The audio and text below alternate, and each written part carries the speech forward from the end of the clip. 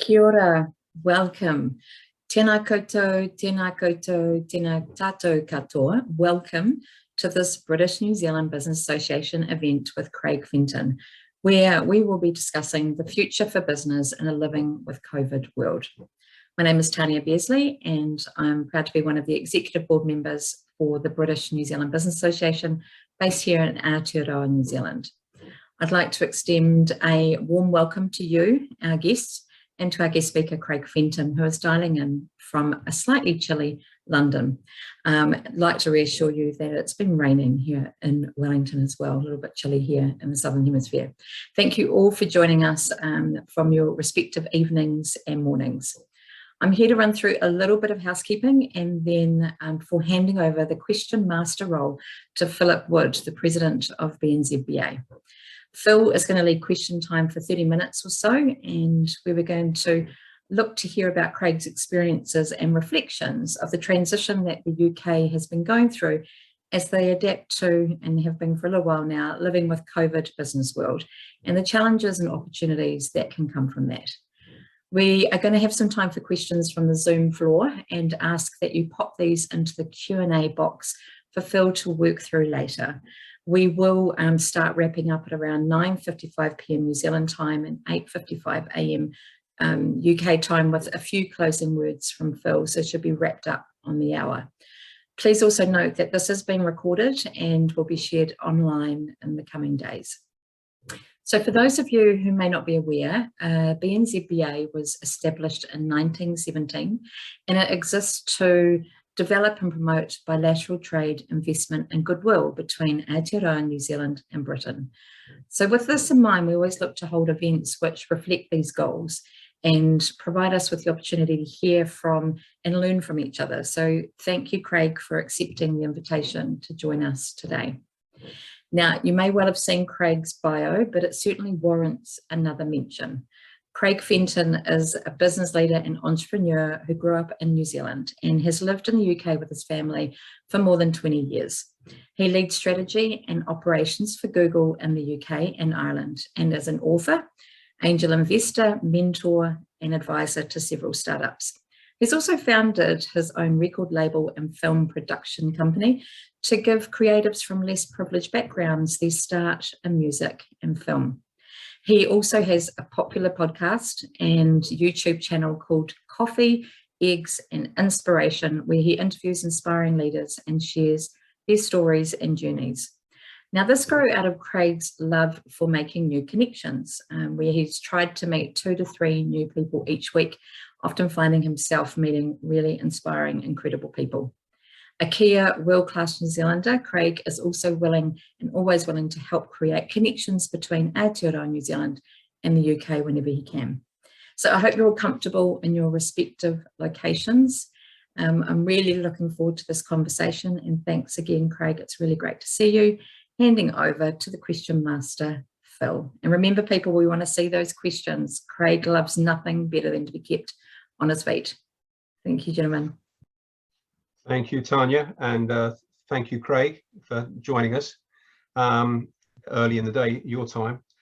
I guess we were talking just before the webinar started about the differences between New Zealand and the UK in terms of COVID, and we've obviously gone different paths, and I don't want to go into the rights and wrongs of either country's approach, but get into the fact that the UK had its Freedom Day in July. We're just starting in New Zealand our freedom, if you like, inverted commas. And we're just starting to transition to living with COVID, whereas you've had a few months of that at least. And it'd just be interesting, I think, for people on the call to hear how that's gone, how you approach that from a number of angles. And I think possibly starting off with, as an employer, you've got around 5,000 employees in the UK, obviously 150,000 globally. And that's been a major challenge, I think, for business, how you handle that employer-employee relationship in a post-COVID world. So it'd be interesting, perhaps you can talk us through how Google's approaching it, how you see businesses approaching it in the UK, and as people start to live with COVID. Well, thanks Tanya, first of all, and thanks Phil. I am actually already on my feet. I'm at a standing desk, so I like to be on the feet when talking. it's probably worth just level setting first with some of those differences, Phil, that you mentioned. Then I'll talk about the way that we've seen businesses respond. And I was just looking at the numbers this morning, actually. And first, the first thing to note is that COVID is really very much part of UK life, probably not far off endemic stage. That's where there's a baseline presence in the population and a good degree of community immunity that makes those that presence relatively benign. So right now in the UK, we're running at about 40,000 new cases per day. That compares to 122 per day in New Zealand. Most of those, however, are pretty benign. So there's only 7,000 in hospital, and of that is fewer than 1,000 who are in intensive care. So it seems like the vaccination program has worked. Most of the presence right now is the Delta variant. Increasingly, we're seeing the Omicron variant crop up, though early evidence on that seems to be that its symptoms are rather more mild. And I thought, before I looked this morning, I thought that the UK was slightly further ahead on its vaccination program than New Zealand, but not so. The numbers don't lie. So first vaccines in the UK, 51 million, that's 76% of the population versus 77% in New Zealand. 2 doses, so fully vaccinated, 70% in the UK, 73% in New Zealand. We're slightly ahead on the booster, so 30% of the population has had the booster. I've still got my Moderna hangover. I had my my booster shot on Sunday, so feeling a bit groggy still, and it's about 2.4% in New Zealand. So actually, vaccination-wise, there's not a big gap. If anything, New Zealand's slightly ahead. What's true in the UK is a couple of things. One, it's very much a fact of life. Most people have experienced it. My youngest son's had it twice. My wife's had it. I think my eldest son has had it, but he's never been tested positive. I'm the only one in the family that's escaped, and that's just our little nuclear family. So pretty much everyone knows somebody who's had it, in some cases quite severely. And also, as you kind of mentioned, Phil, over the last 2 years or so, almost 2 years anyway, probably around 9 months of that, we've been in various states of lockdown. Not true at the moment. Boris has just reintroduced mask wearing if you're going into shops, but all of the restaurants and bars are open. We can travel. There's a few additional restrictions as we cross borders, depending on the country. I'm going to France next week, for example. I need to test before I go, but it's relatively straightforward. So I guess the conclusion of all of that is it's just become a way of life, for better or for worse. In the UK, the population is very much acclimatized to it, and we're learning as a nation to live with it, as are the businesses. And to your question on business, we've been through various waves. Of course, in the first lockdown back in March 2020, pretty much every business went into remote working. For Google, that was relatively easy. We do all of our meetings already on video. We use Google Meet, not Zoom. And so that transition was pretty normal and pretty easy.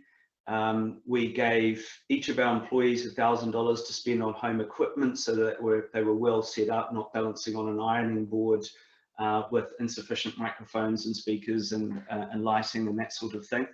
And we kind of fell into the rhythm of it. And there's been loads of innovations that we can talk about if it's interesting along the way, Phil. Yeah, no, it's interesting. You know, what about the idea of, everyone talks about hybrid working. Everyone's talking about this idea that, now how many people have kind of taken this 2 years to reevaluate, do they actually enjoy being in the office? Would they rather work from home? And they got into this whole debate of whether people should be in the office. Is there a benefit? Should it, Google's taken a particular approach, but to get to that approach, you must have gone through all those kind of variations of everyone back, no one back, and everyone probably has a different view. So what's your personal insight at the moment as to where hybrid working is kind of falling in the world? Well, I think it's very much the norm. I think it's going to be the norm for everyone. Right now, I mean, Google's offices are in different states depending on the location. Obviously, in India, for example, they're pretty shut down. Here in the UK, they're open. I'm actually not at a Google office today. This is my welcome to Google Home. This is my home office, but I could go in if I wanted to. I just fill in a little questionnaire and I can access the office normally. In the UK, we're bringing people back to the office, or at least planning to, subject to where this variant takes us, in about the middle of January. It may be slightly later than that, depending on Omicron. But that will be on a 3-day work week in the office. So Tuesday, Wednesday, Thursday in the office, Monday and Friday, if you want to use the office, that's fine. But otherwise you can work from anywhere. We'll allow our people to work from anywhere in the world 4 weeks a year. So if they wanted to put themselves through the torture of working in the Southern Hemisphere on that time zone, they could do that. But it opens up new possibilities. During the height of COVID, for example, I've got about 10 people in my direct team. I think we're up to 60 or 70% of them were working in other countries. I had one in Pakistan, I had one in France, I had one in Spain, one in the US. So they sort of dispersed, one in Germany, and that became better. And I think also, Phil, the experience of working from home has been different, right? I'm very fortunate. In my setup, I've got a proper office at home, but that's not the case for many of our people, particularly our younger Googlers, as we call them, who may be in a flat share situation. In many cases, they share a flat with somebody who works at Facebook, for example. So that's a very difficult working environment. Others have young children, and it's super difficult to balance both, and we've sort of made accommodations for that. So I see a spectrum, Phil, ranging from people like me who would be perfectly happy and fine to work remotely, forever, and others who really miss that office environment, A, for the concentration value of it, but B, also because it's a social space. And for Google in particular, what's driving our policy there is that our offices have always been sort of fun, playful places where casual collisions happen and where innovation and collaboration happens. We design the offices very much with that in mind. It's very, very much part of the bone marrow, in terms of culture. So in our world, we felt it was right to incorporate offices in the sort of post-COVID or new normal, whereas others, including in the tech sector, have said if you want to work remotely forever, you can do so. Yeah, you pick up an interesting point there about younger people, and one, the challenge of working from home, and secondly, I guess, I'm an old man, I'm very old school, but a lot of what I learned in my career wasn't the natural job part of it, but it was from people around me, the old, more experienced people. The fact that you kind of spent your day mixing with people who have far more experience, far more knowledge, and they involved you in stuff. And I think you've kind of highlighted there, you're at the senior level, you're happy to work from home, it suits you. The younger person, how do they get access to your knowledge, your experience? How do they build that up? All that stuff subconsciously, which goes towards making them a better employee, which you don't get from manuals or processes, but it's just the stuff by being around people who've been doing it for longer than you. How do you kind of deal with that conflict? Yeah, it's a good question. I mean, I'd start the answer by qualifying. I think I've got more to learn from our young people than they do from me, actually. And I learn loads every day because, everyone comes with a sort of different lens on the world, a different set of life experiences. And I think all of us are learners in that respect. I think, that sort of peer-to-peer learning can happen in the virtual world as well. Wouldn't it be interesting, contemplate what it would have been like in lockdown without video conferencing? It's sort of very much part of our lives, but Had COVID happened 20 years ago, it wouldn't have, right? We'd all be on telephones. So I think that's made a big difference. A lot of communication comes from body language. You can have a private sort of one-to-one type meeting, which could be a mentoring or a coaching session, as well as quite a big meeting like this one. So I think we've learned to explore and perhaps extend the boundaries of how collaboration works online. And it's not a sort of an and or an or a you know, a mutually exclusive thing. But you know, that having been said, there's no substitute to standing around a whiteboard and sort of bashing some ideas up and being in that sort of brainstorming mode. Particularly, we've got a number of individuals. We call them jam boards.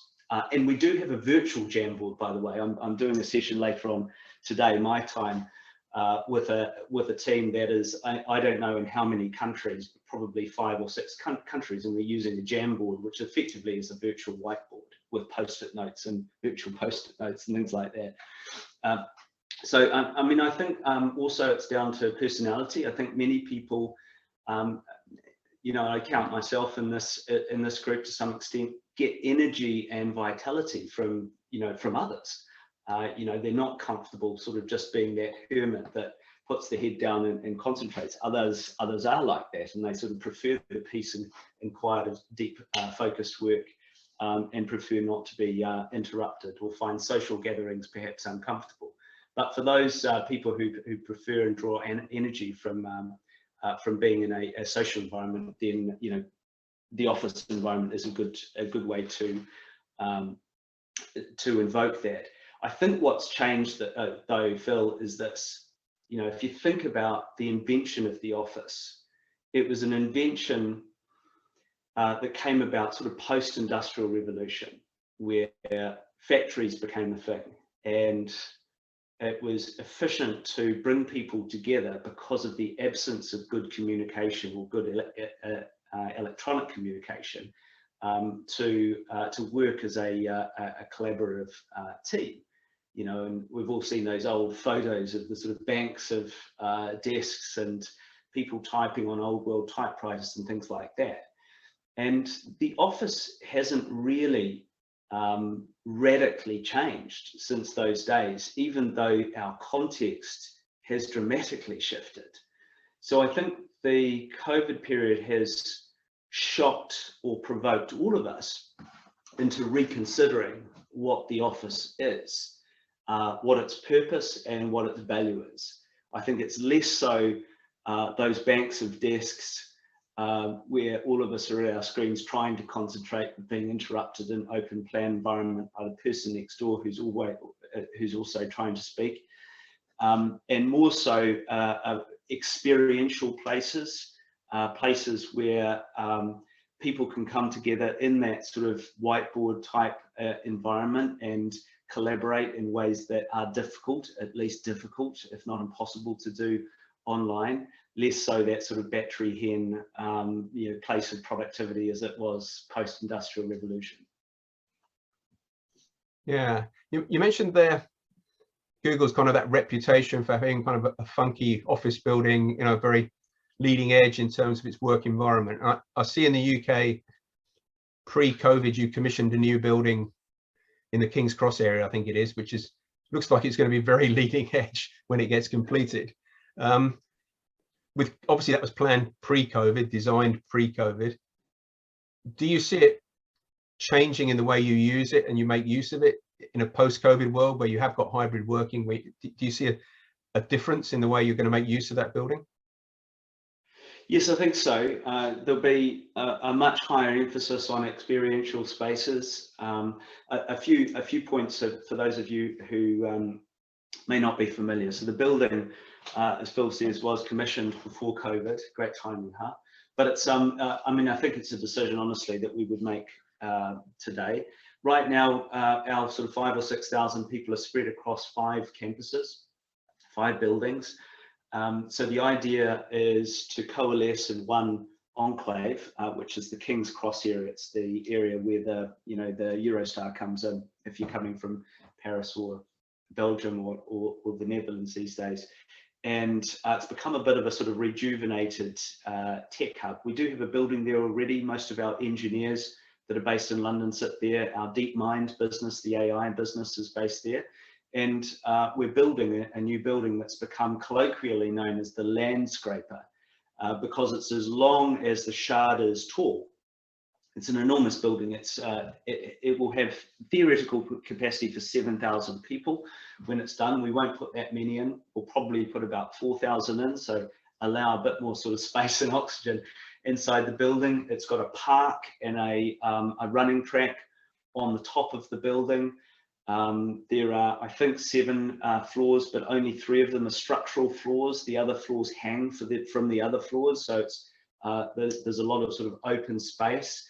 There's a lot of new age building material. So the wooden frames for 10-meter window panes are all wood, a composite wood that has a strength that's better than steel, particularly in a fire, and is much more sustainable. So there's a number of innovations. And if you've ever been into a Google office, although they all look different, you'll notice a couple of things. One is there's loads and loads of spaces that are not obviously desk spaces, soft furnishings, couches, hammocks in some cases. In our Victoria office, we've even converted a London double-decker bus into an office that you can kind of go in and use as a meeting room. In Zurich, there's a gondola. So loads of sort of playful collaboration spaces, as opposed to sort of desk spaces. And there's a sense of hijinks around the place, right? It's a visually stimulating environment that just makes you want to smile. And, you know, we find that brings out the best in people. Yeah, I like that concept. You have playful collaboration spaces. That's kind of, it sounds really good. Very much, you know, I guess it's what you expect of people like Google. You know, it's that kind of creativity that's going to come out of that kind of environment. But we could probably all do with some of those, I think.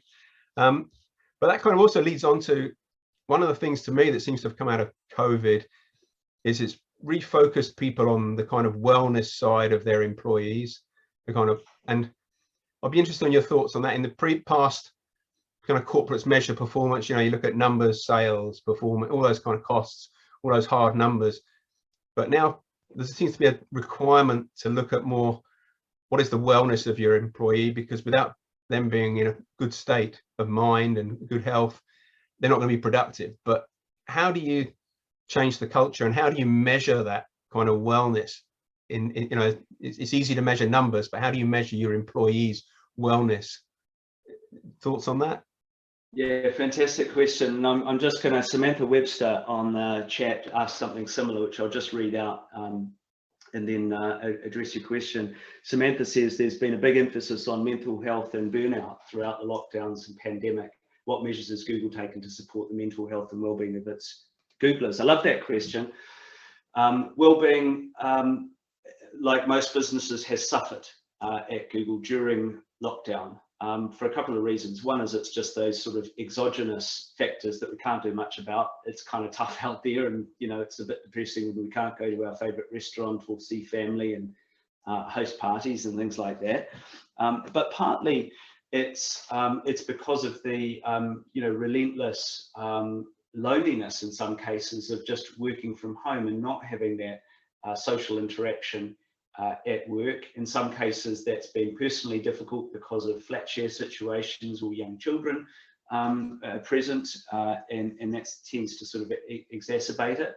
And the flip side of productivity, I find when I go into the office here, I probably lose about 30% productivity, right? I just get less done, or it extends my day, one of the two, usually both. Right, but the flip side of that, what needs to be true for that to be true, is that when we work from home, we work more intensively, right? You don't have those sort of walks between the meeting rooms, or those sort of natural coffee time breaks where you sort of bump into somebody and chat to them over the water cooler or whatever. And that's just tiring, isn't it? A lot of my team just tell me they're just tired. I mean, it's just high workload, high intensity, and it's been pretty relentless. So how do we measure this? We do a pretty intensive survey once a year called Google Geist, where we ask more than 100 questions, including on well-being. And we treat it really, really seriously. We look at the results, we're data obsessed. And when we see movements in numbers to do with mental health and well-being, we really act on it. We don't necessarily also wait for the annual survey. So for example, in my team, I do a weekly pulse. I use this little app called Friday Pulse. So I get a weekly update. One of my other jobs at Google is to lead wellbeing as an initiative for Google in the EMEA region, actually, and that's about to become a global hat that I need to wear. And we pay very close attention to it there as well. And there's been a few things that we've done to address it. Obviously, we can't control the uncontrollables, right? So they are just what they are, and we need to be sensitive to them and give people the space to decompress when they need it. And many people have taken advantage of that, including carers leave, by the way. If you've just got young kids and it's hard to work, we've just said don't work, right? And do that for as long as you need. Right, so that's one thing, being sensitive to the environment. But other things like we have a monthly wellbeing newsletter with tips and techniques. We have a speaker series. I've had Anton Oliver, for example, famous Kiwi as well, talking about mental wellness and mental resilience as he experienced it through his days as an All Black captain. Lots of other interesting people who are sort of thought provoking and help people with sort of tools and techniques. We had a thing during April, I think it was, called Restival. For those Jerry Seinfeld fans, you might remember there was a Restivus for the rest of us, some sort of festival that Kramer had made up, or George, can't remember which. So our Restival was a series of things. We had eye yoga, we had wine tasting, we had loads of different things, all of them virtually hosted, designed at Wellbeing. I think also the other thing that's needed is just a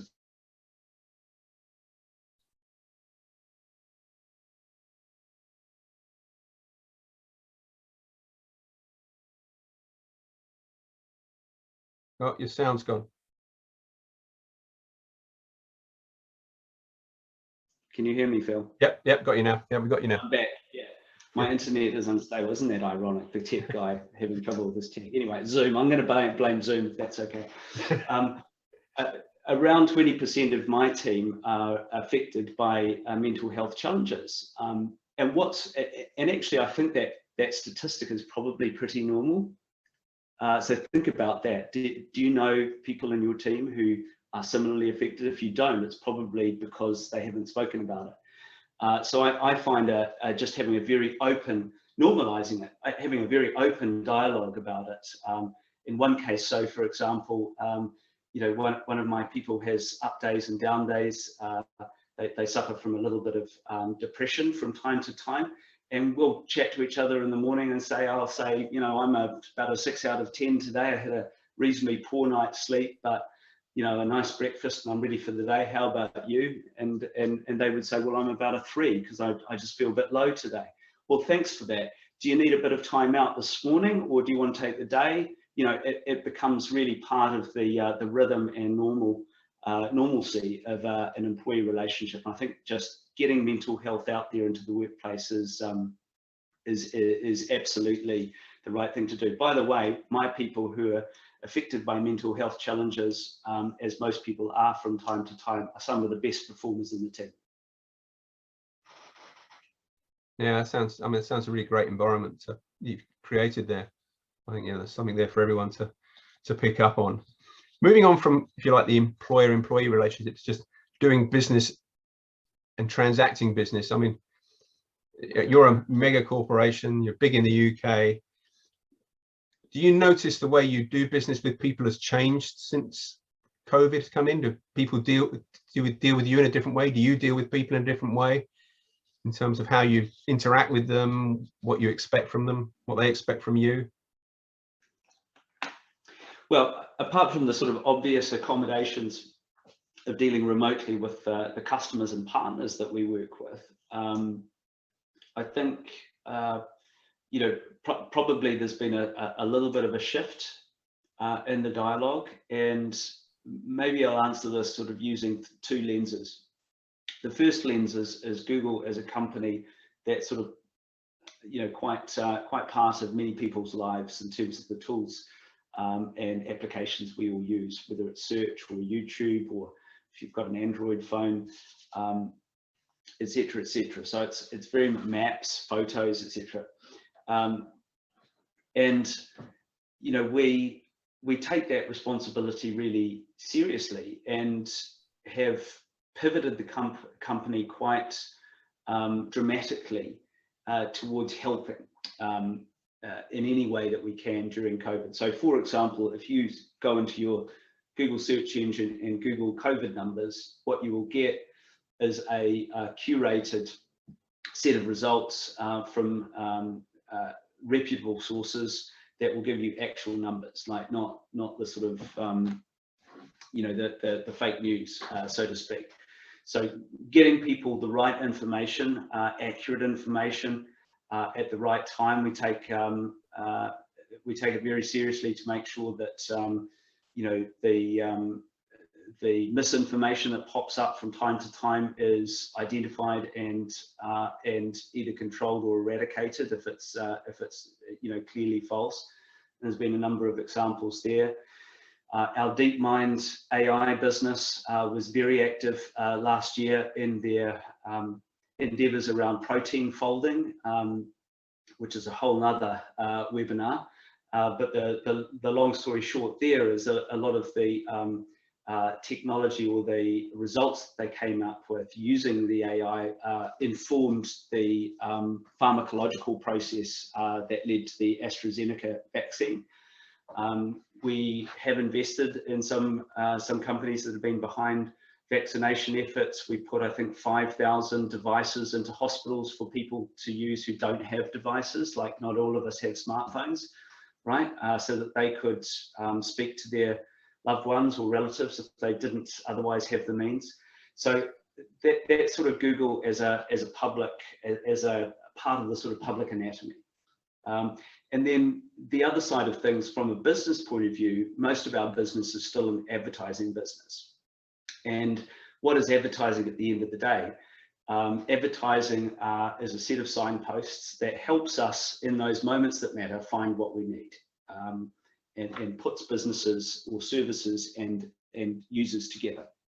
And that's never been more important, because when the physical shops closed, we had this enormous pivot, didn't we, to one.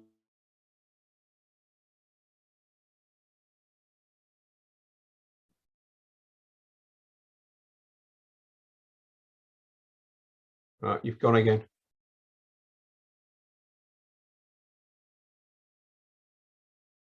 My internet is unstable. Am I back? I'm back with you. You're back. I'm back. Okay. E-commerce as a percentage of retail in the UK is about 30%, and that includes grocery, right? Keep in mind, most people go to the shops to get their veggies. So 30%, that's higher than any other country globally, including China. So we're just past China. In New Zealand, it's 8%. 8%. So to your question, you know, are we dealing with customers differently? Our customers are advertisers, partners, as well as users like you and me.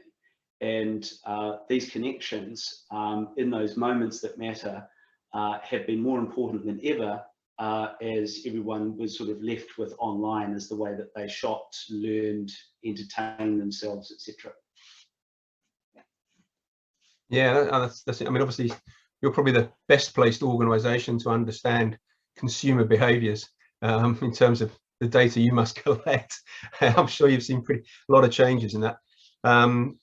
And yeah, I mean, you mentioned there the UK as, you know, the consumer in the UK, and I guess UK at the moment is going through 3 traumas probably.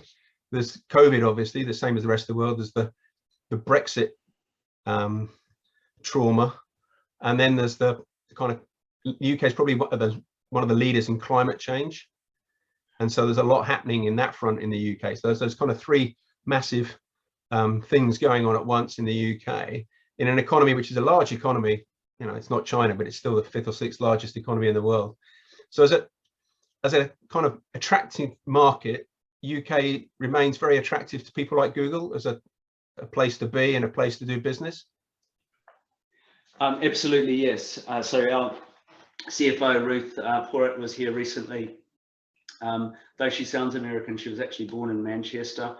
You know, we're investing about $1 billion over the coming 5 years in the country, including the building. We're hiring people at quite a strong clip each year. So we're all in the UK. It's a wonderful place to do business, notwithstanding those traumas that you rightly point out.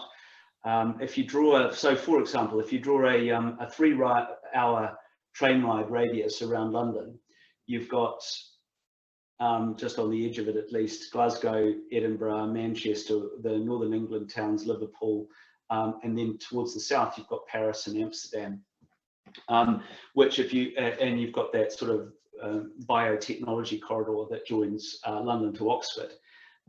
It's the if you think about that as a zone for entrepreneurship, it's the most interesting rival to the Silicon Valley. We've got more unicorn companies, that's billion-dollar valuation, privately held companies, than any other country in Europe, more than Germany, France, and Italy combined. That shows no sign of let-up. There's a very mature capital market, so that the equity is there, the education system is good, the infrastructure is good. And our hub for Europe is actually in the Republic of Ireland, and that's very much part of the anatomy of the way that we run our business. So that will, and that's of course still in the EU.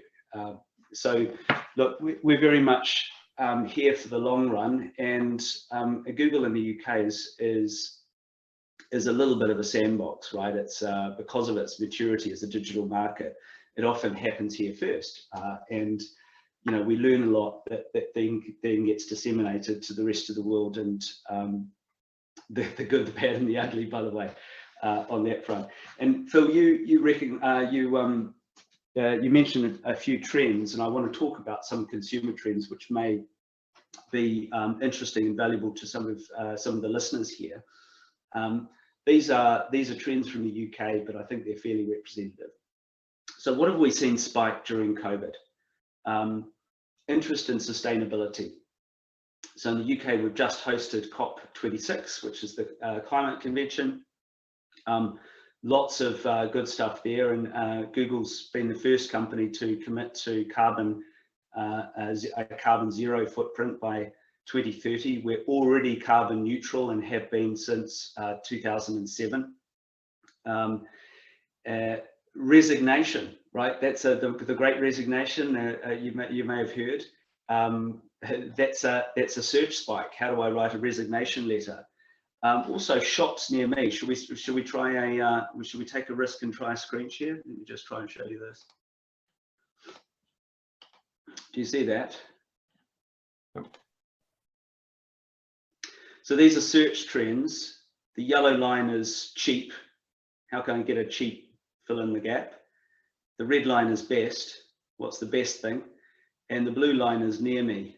And this inflection point that you see is 2016. So isn't that interesting? And that's you know, one of many trends that we've seen. People are consumers, all of us are more interested in buying quality and local, right? And that's a wonderful opportunity actually that emerges from COVID. So think about those red zones in New Zealand. Your consumers are going to be increasingly interested to support their local, what we call high streets in the UK, your local sort of shops. So there's an opportunity there to lean into that. People are using video more and more to learn stuff.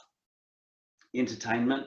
I've got 2 billion monthly active users now on YouTube. YouTube is watched 1 hour and 4 minutes on average per day in the UK, which is more than all of the broadcast channels put together, and 50% more than Netflix.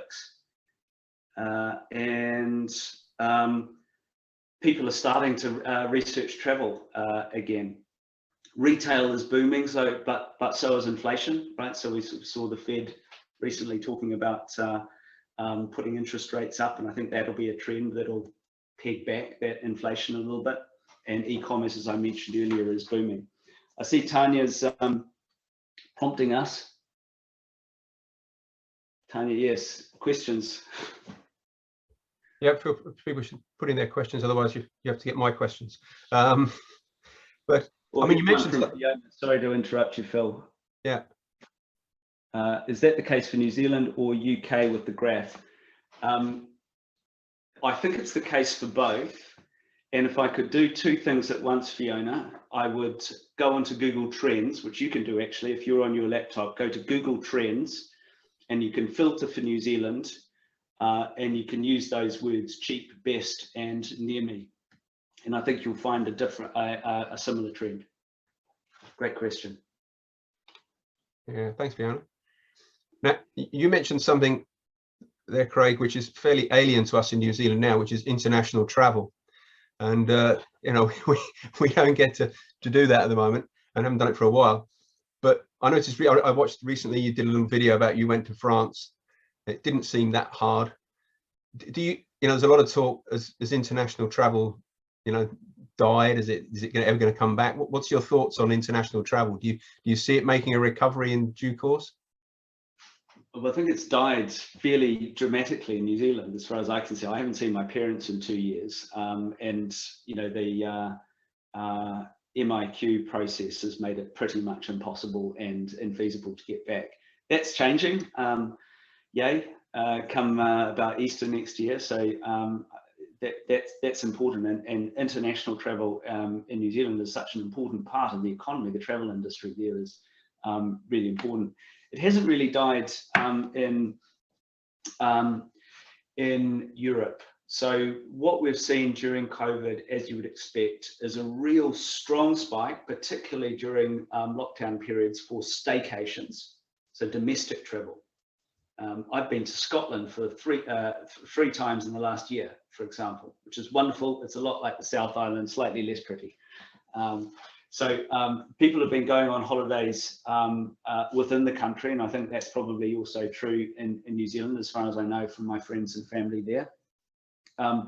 In Europe, it's reasonably free and easy. So, you know, we were in France over the summer last year. We were in France over the summer this year. We've just been down last month. I'm going again on Monday.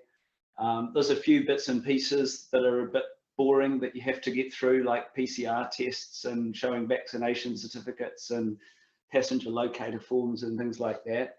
But it's not too bad. Longer haul travel has been affected. Not many people are traveling to Africa, certainly Southern Africa at the moment, for obvious reasons. So it tends to be topical. There was a huge surge in travel during the summer, the northern summer, to places like Ibiza, the Balearic Islands of Spain, and they did a huge push. Now we're sort of coming up on ski season. Let's see, Switzerland's closed its borders, so has Austria. France is still accepting visitors, so that'll be affected. So it waxes and wanes, I would say, but you know, we're very much probably not traveled as much as we usually would, but we have traveled internationally. Okay, yeah, no, that's something we dream of here, especially those of us in Auckland who haven't been anywhere apart from Auckland for the last few months. Well, you go to the Bombay Hills and, you know, do a staycation within the Auckland region. Yeah, we can do that.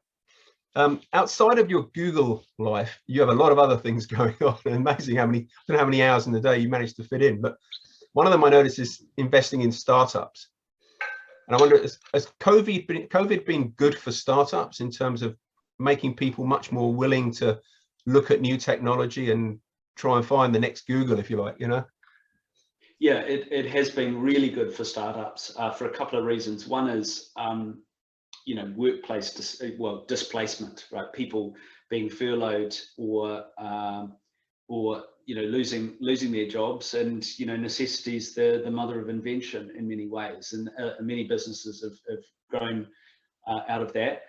The other thing that's spawned a bit of a boom is capital. There's a lot of investment capital available in the world, a surplus.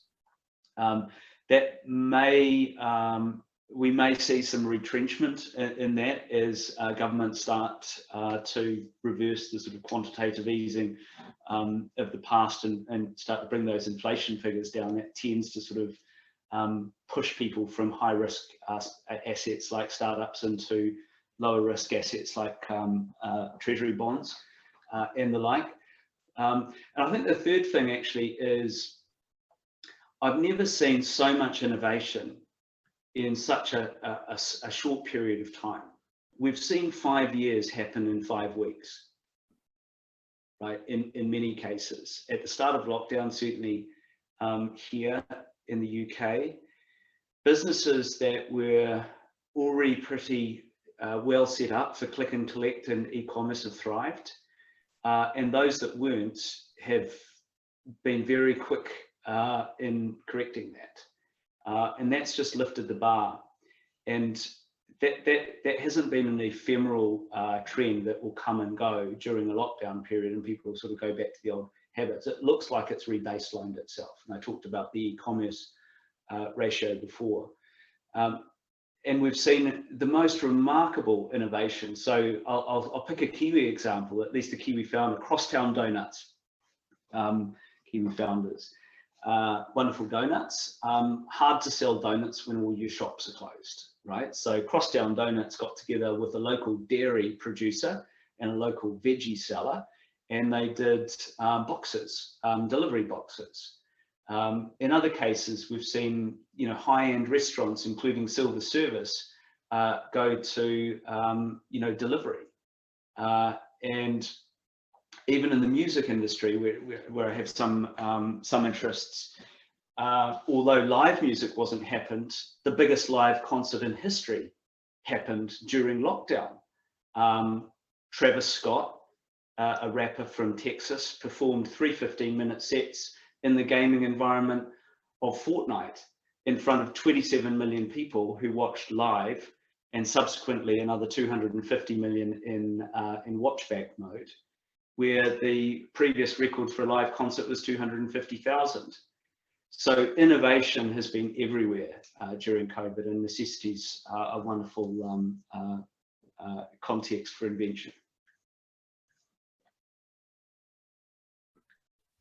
So in terms of, I mentioned all these other activities that you do, and there's a wide range. There's films, records, you've got your pilot's license, I believe.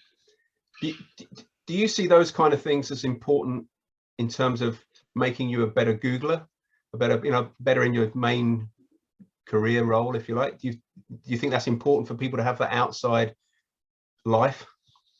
I think it's so important, Phil, and to the earlier questions on well-being and so on. Balance is not necessarily for everyone, at least kicking your feet up with a good book in the countryside. For some it is, but there are very few jobs in the world that fully satisfy all of your interests, and that's certainly true of my job, right? It does not fully satisfy all of my interests, and if you do have one of those jobs that fully satisfies all of your interests, then you've struck gold. But I would hazard a guess that no one's in that situation. So by definition, to have a well-rounded life, a life where you pursue your interests holistically and comprehensively, you need to have interests outside work that you actively pursue. My wife calls me an active relaxer. So what I do for fun is, I have a pilot's license. I fly planes. So does my wife, by the way. She's just got a pilot's license, yay, a couple of months ago. So we fly together now. I tell you what, you can't think about anything other than flying when you fly. So that's a great way to escape the rigmarole. I've got a couple of social purpose businesses. The record label and the film and TV company are about giving creatives from less privilege a start, and that's my way, I suppose, of giving back, and also exercising an interest in creativity that I have, that I feel like I need to express.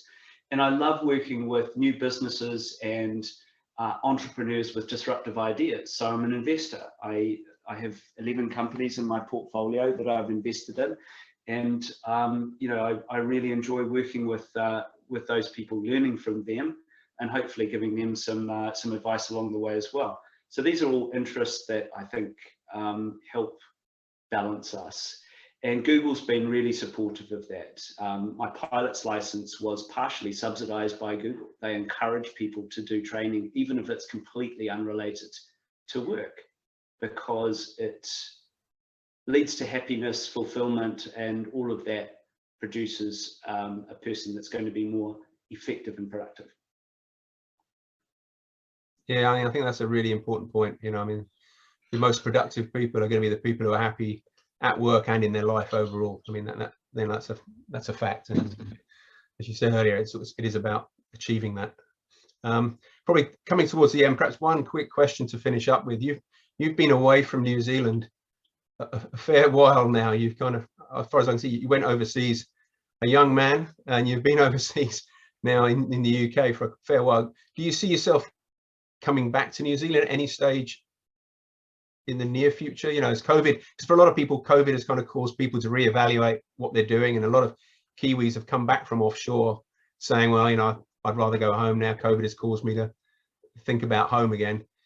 Did you go through that moment where you went, what, I wouldn't mind going home, I've been offshore for a long while? Or are you now offshore, for good, if you like? Well, you never say never. I'm still a young man, by the way, Phil. Of course, yeah. No, never say never. I think you go through those milestone moments in life, don't you? A disruptive change like doing the OE in the first place. Samantha, by the way, Samantha Webster's asked a question on the OE, which I'll answer in this burst. Getting married, having children, those children reaching school age, those children reaching the end of school. These are milestone moments that tend to be inflection points, and many of my Kiwi friends have moved back home or closing a business, right? My very good friend Peter Gordon moved home with his partner Alistair at the time that they closed their restaurant, and they're doing wonderful things now in Auckland. Please go and visit them down at the Viaduct. I think they are. I haven't been there yet. So we've probably had fleeting glances at heading back. One thing's been true, however, we've never chosen to do that, right? So never say never, and I think that's just dogma that's unhelpful in life. But we've never felt the draw strongly enough. However, something that sustained us for 22 years, we've travelled back to New Zealand every year. I've got two teenage sons, 19 and 16. The 19-year-old's been 19 times, not in the last year, sadly. So that's kept us very much embedded in the fabric, and gives us that sense of root. And I'm a proud Kiwi and a real advocate for Kiwi businesses and everything that we stand for creatively and entrepreneurially. London for me is home right now. I'd like to think that we'll have more geo-flexibility as we continue to mature into very young, young people and less young people, my wife and I. But no, is the short answer. Now, Samantha says, what advice would you offer younger listeners who have put off their OE due to COVID and may be hesitant to travel to or work in the UK? My advice to younger listeners who have put off their OE and are hesitant about traveling to the UK is just go, do it. COVID's going to be a fact of life. It's not going to go away. If you're fully vaccinated, you've taken the precautions that you need to, and get on with living. And I think that's great advice for anybody living in any part of the world right now, particularly New Zealand, right? It's a high vaccination rate. The likelihood is, 1, you will get COVID. 2, it will be benign. if you're vaccinated. So get vaccinated and then go traveling and have fun, live your life. Alan, if I may, Phil, Alan's asked a question. It's reported that the UK startups and scale-ups are now valued at $585 billion, more than double what they were valued at in 2017, according to Tech Nation. By contrast, Germany, the next most valuable startup ecosystem in Europe, is valued at 291. My question is, why? Great question. I think it's got to do with a couple of things. One, the availability of capital. London, outside New York, is the financial capital of the world. That means it's pretty easy to raise money in the UK if you've got a great idea. Frankfurt's a reasonably good banking centre, so it's not like there's an absence of capital in Germany, but it's the financial market there is simply, Frankfurt's not on the same scale as London or New York. So that's one thing. Second thing is, if you look at the anatomy of the country, as I said earlier, UK is a very digitally advanced country. So broadband internet reaches 98% of the population. Most people have more than one smart device. In Germany, it reaches about 50% of the population. It's a less online culture, and I think online businesses are just easier to start. So there's more of them that happen in the UK. And third, I'd say it's been a bit of a sort of magnet for talent. Startups tend to coalesce around ecosystems where there are sort of all of the contextual elements present: capital, education, good flow of talent, and the infrastructure to support it. And all of these things have been true in London. I think that's probably shifted a little bit with Brexit. So Berlin, for example, is really emerging as a very interesting tech hub and a wonderful city, by the way. So we may see the gap between Germany and France and the UK closing, but I don't think it will close completely. Great question. Thanks, Alan. Yeah, thanks. And we're coming right to the end, and I know you're a man who's got a lot on his schedule. So I'll wind it up here and say by saying thanks very much, Craig, for giving us your time. It's been fascinating. I think it's eye-opening to hear about where Google is heading and what it does with its employees and what its plans are, and also to hear that life hasn't stopped because of COVID, that there is a lot going on and there's a lot ahead. We tend to get a bit obsessed with it here, I think, in New Zealand now, whereas it's I think in the UK people have moved on. So that's, I think, really valuable for people to see. And I think next year we'll hopefully do some more of these kind of talks where people from the UK, business leaders like yourself, can talk about this, because I think it's important for us in New Zealand to understand where countries like the UK are coming from, because I think, one, it's a natural market, and two, there's a lot of learnings for us here in New Zealand because we are similar culture, similar approach to life and business. So I think thanks very much for that. For people who can't get enough of the BNZBA, we have another webinar tomorrow with Damien O'Connor, Minister for Trade and Export Growth, talking about the FTA, which is another good way of boosting the business flows between the two countries. So that's an interesting one. If you're thinking of becoming a member, come across to our website and find out what else we do. And this is the kind of thing we're hopefully going to be delivering a lot of value there. And just to wrap up, thanks again, Craig. Thanks very much for giving us your time. It's been fascinating. And we'd like to get you back again at some stage, and particularly when perhaps you move into the new building and we can find out that sounded an amazing building to work in. And you can tell us what it was really like. Give us a tour. That'll be amazing. So thanks very much. Thanks to Tanya for organising, and thanks everyone for joining us today. Thank you, and have a good day or evening, depending where you are. Thanks very much, Craig.